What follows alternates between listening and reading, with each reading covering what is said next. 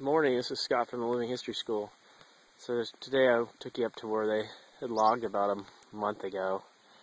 Actually, it's been more than a month, about 2 months now. And as soon as they were done logging, I got a lot of runoff from this road. Basically, it was all torn up and muddy. So what I did was I came in here and I threw a wheat seed and some old grass seed down. And you can see the wheat seed came up pretty good. It's starting to actually get some weed on it. It's not going to be very big. It's going to be tiny because this ground is so ruined. All the topsoil was taken off and everything. So it's trying its hardest to come up here and produce a seed. So it looks like it's pretty successful. And I just went down to one of the box stores and got a thing of weed off the shelf for like 12 bucks, and I was able to do this whole road and try to rejuvenate it. And what I'm also trying to do is do a little experiment on permaculture, where you try to take some seeds and to create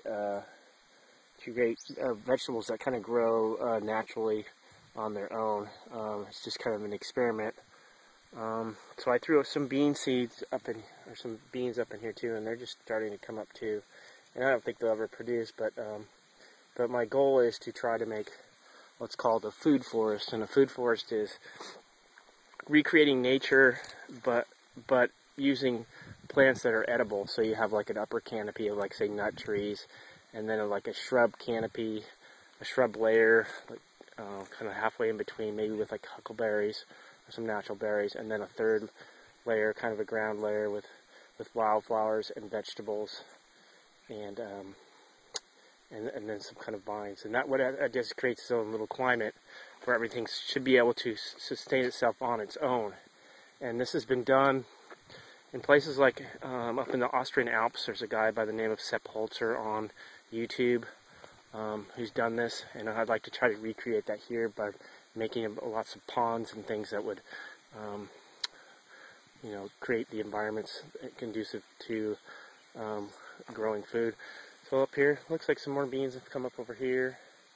And there's threw some pumpkin seeds out here too. So we'll see what happens. It's kind of an experiment.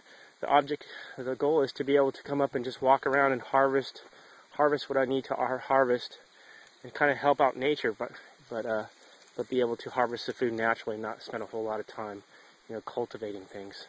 Just let nature do its course. And what you do is you'll have to gather the seeds, in the fall, so you'll have them, and then come up and kind of redo the land, or recultivate the land again. But I think I'm going to do this by using guinea hogs, and you'll move the hogs around, and they'll kind of till the soil for you, and then you place the seeds in there and continue on. So that's a little bit about kind of like permaculture and kind of prepping combined. That's kind of the goal, to be able to be self-sustaining for the the future, because we're very dependent on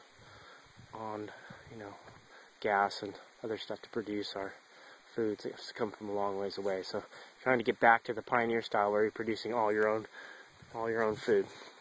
So that's a little bit about permaculture. Thanks for joining me on the Living History School today, and I'll keep you updated on my progress.